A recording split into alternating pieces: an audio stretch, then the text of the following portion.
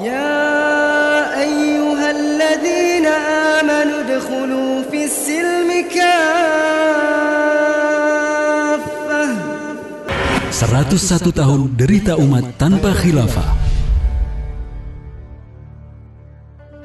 Kaum muslim yang mencintai agamanya semestinya mengingat Rajab bukan saja sebagai bulan haram.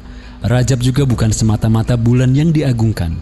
Rajab pun bukan hanya bulan yang di dalamnya terjadi Isra Mi'raj Rasulullah SAW. Kaum muslim seharusnya kembali membuka sejarah bahwa pada Rajab ini genap sudah 101 tahun kaum muslim hidup tanpa perlindungan khilafah Islamiyah.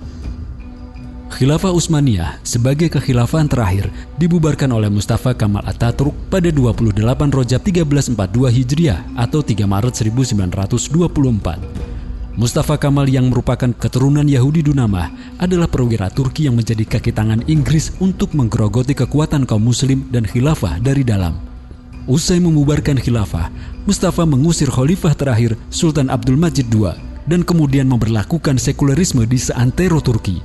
Dan dengan kejamnya menghapus ajaran Islam dan bahasa Arab, mengganti azan dengan bahasa Turki, melarang tilawah Al-Quran dikumandangkan di radio-radio, menyerukan para muslimah membuka jilbabnya, dan mulai membiasakan minuman keras serta dansa-dansi lelaki dan perempuan. Yahudi Dunamah terkutuk ini juga memberlakukan hukuman berat untuk siapa saja yang berusaha menghidupkan ajaran Islam. Penyebab keruntuhan. Keruntuhan khilafah Islamiyah bukan disebabkan oleh ajaran Islam itu sendiri, melainkan disebabkan oleh faktor internal dan eksternal umat. Secara internal, keruntuhan khilafah dikarenakan umat muslim sudah mengalami kemerosotan pemikiran Islam sejak pertengahan abad 12 Hijriah atau ke-18 Masehi. Kondisi itu dimulai dengan pengabaian bahasa Arab pada abad ke-7 Hijriah. Akibatnya para ulama kesulitan untuk melakukan ijtihad. Pada penghujung abad ke-13 Hijriah atau abad ke-19, kemerosotan itu semakin menjadi ketika Islam dikaji bukan sebagai ideologi untuk menjawab persoalan kehidupan. Islam dikaji sekedar untuk kepuasan intelektual. Bahkan Islam justru ditafsirkan mengikuti kondisi masyarakat saat itu, bukan untuk mengubah masyarakat agar sesuai dengan Islam. Misal pada masa itu ada hakim yang membolehkan riba bernilai kecil, menghentikan pelaksanaan hudud. Bahkan sebagian ulama memfatwakan kebolehan mengadopsi undang-undang barat ke dalam perundang-undangan khilafah Islamiyah.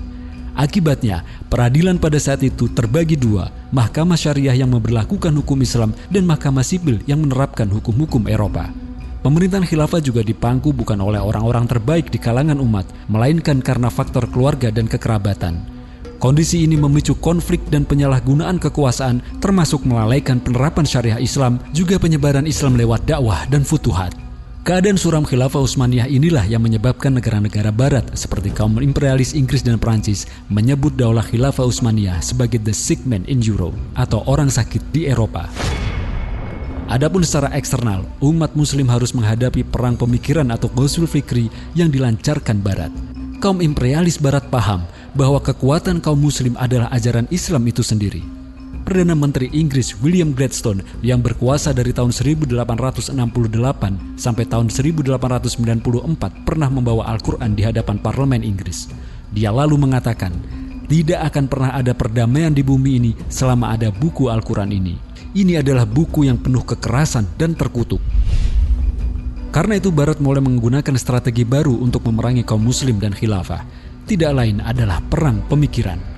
Umat merosot pemikirannya, semakin terpuruk akibat perang pemikiran yang dilakukan para penjajah. Di antara racun pemikiran yang dihembuskan mereka adalah paham nasionalisme dan kebangsaan. Inggris lewat antek-anteknya memunculkan isu permusuhan antara bangsa Arab dan Turki. Mereka juga memprovokasi umat muslim untuk melakukan tindak separatis dari kekhilafahan Utsmaniyah yang disebut sebagai kaum penjajah. Inggris menghasut dan membantu tokoh-tokoh Arab seperti Syarif Husain yang sebenarnya wali atau gubernur khalifah untuk kawasan Hijaz untuk memberontak dari khilafah Utsmaniyah pada tahun 1916. Namun Inggris kemudian menyingkirkan Syarif Husain lalu mengganti dia dengan Abdul Aziz bin Saud untuk menguasai pecahan kekuasaan khilafah Utsmaniyah di Jazirah Arab. Inggrislah yang menentukan tapal batas Saudi Arabia, Irak, dan Kuwait dalam konferensi Uqair pada tahun 1922. Seluruhnya diberikan kepada Abdul Aziz bin Saud dan keluarganya. Setelah khilafah runtuh, Barat terus menjaga agar kaum muslim tetap terpecah dalam bentuk negara-negara kebangsaan. Dengan itu dipastikan mereka tidak bisa bersatu, juga akan selalu muncul konflik. Mereka juga menyebarkan Islamfobia di tengah umat untuk memastikan agar Islam tidak dijadikan sebagai dasar negara atau aturan negara oleh kaum muslim. Karena itu Inggris tidak keberatan memberikan kemerdekaan kepada Turki selama negeri itu mengusung nasionalisme Turki dan memerangi Islam.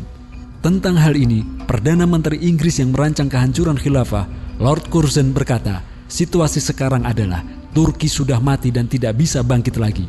Sebabnya kita telah menghancurkan kekuatan spiritual mereka, yaitu khilafah dan Islam. Nastapa tanpa khilafah. Keruntuhan khilafah berdampak luas terhadap nasib umat. Penderitaan demi penderitaan terus dirasakan umat karena ketiadaan penjaga dan pelindung umat. Dan negeri-negeri mereka, Palestina yang dilindungi oleh khilafah Utsmaniyah akhirnya jatuh ke tangan Zionis Israel. Pada tahun 1930-an, imigran asal Yahudi mulai memasuki Palestina dan mengusir penduduk aslinya. Akhirnya pada bulan Mei 1948, secara resmi dideklarasikan negara Israel di atas tanah Palestina. Sejak itu pengusiran dan pembantaian terjadi secara besar-besaran terhadap warga Palestina. Pada tahun 1982 misalnya, terjadi tragedi pembantaian Sabara Shatila oleh gabungan milisi Israel dan Kristen Maronit terhadap pengungsi Palestina dan Libanon. Diperkirakan korban tewas mencapai 3.500 jiwa, kebanyakan adalah wanita, lansia, dan anak-anak. Ketika Amerika Serikat mulai menginvasi Irak pada tahun 2003, diperkirakan jumlah warga sipil yang menjadi korban mencapai hampir 50.000 jiwa.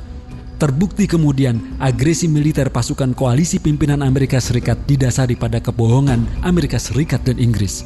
Alasan bahwa Saddam Hussein mengembangkan senjata pemusnah massal tidak terbukti sama sekali. Darah Muslim Rohingya juga tumpah tanpa ada yang bisa menolong dan membela. Organisasi Doctors Without Borders melaporkan 6.700 Muslim Rohingya tewas dalam aksi genosida kaum radikal Buddha di sana. Lihat pula bagaimana nasib kaum Muslim di Suriah, Yaman, Sudan, Uighur, dan India. Semua berjuang sendiri-sendiri tanpa ada pelindung dan penjaga mereka. Padahal jumlah kaum Muslim hari ini amat banyak. Jumlahnya 1,93 miliar di seluruh dunia. Kekuatan militer beberapa negara Muslim pun diperhitungkan dunia. Namun akibat belenggu paham nasionalisme, umat jadi seperti tidak berdaya. Persis seperti yang telah diingatkan Nabi SAW. Hampir saja bangsa-bangsa kafir mengerubuti kalian umat Muslim, sebagaimana mereka mengerubuti makanan yang berada di dalam piring. Seorang sahabat berkata, "Apakah kami waktu itu sedikit?" Beliau menjawab, "Bahkan jumlah kalian pada waktu itu sangat banyak, namun kalian seperti buih di lautan." Hadis riwayat Abu Daud. Sistem kapitalisme yang hari ini diberlakukan di hampir seluruh penjuru dunia, termasuk di negeri-negeri Islam, bukannya menciptakan kemakmuran, justru penderitaan. Kesenjangan antara si kaya dan miskin amat dahsyat. Di tanah air, Tim Nasional Percepatan Penanggulangan Kemiskinan atau TNP2K menyatakan 1% orang kaya di Indonesia menguasai 50% aset nasional. Yang ironi, sebanyak 25 grup perusahaan kelapa sawit menguasai lahan seluas 5,1 juta hektar atau hampir setengah Pulau Jawa yang luasnya hampir 130 km persegi. Dari 5,1 juta hektar atau 51.000 km persegi, sebanyak 3,1 juta hektar telah ditanami sawit dan sisanya belum ditanami. Luas perkebunan sawit di Indonesia saat ini sekitar 10 juta hektar. Anehnya, hari ini rakyat mengantri untuk membeli minyak goreng sawit karena langka di pasaran. Sistem demokrasi yang dipuji-puji membawa kedaulatan rakyat justru menciptakan oligarki, yaitu kekuasaan yang dicengkram segelintir orang. Hal ini tidak lepas dari peran kaum kapitalis pemilik uang yang berada di balik pemilihan. Menko Polhukam Mahfud MD menyatakan bahwa 92% pilkada dikuasai cukong. Menurutnya, kondisi ini melahirkan kebijakan korup dan korupsi kebijakan. Banyak kebijakan yang hanya menguntungkan pengusaha, sementara rakyat tidak mendapat apa-apa. Jadi jelas dan nyata terlihat, hanya khilafah Islamiyah yang bisa melindungi Islam, mengatur dunia sekaligus membela kaum muslim. Imam Al-Mawardi mengingatkan bahwa keberadaan imamah atau khilafah adalah untuk menjaga agama dan mengatur dunia. Imamah atau khilafah merupakan istilah bagi wakil kenabian dalam menjaga agama dan mengatur dunia. Menegakkan imamah atau khilafah bagi manusia di tengah-tengah umat adalah wajib menurut ijma', kecuali menurut Al-Asham yang telah menyempal dari mereka. Dikutip dari kitab Al-Ahkamus Sultaniyah halaman 15. Karena itu, sudahilah penderitaan umat sekarang juga.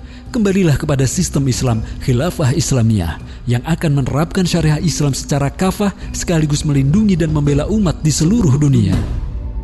Wallahu a'lam.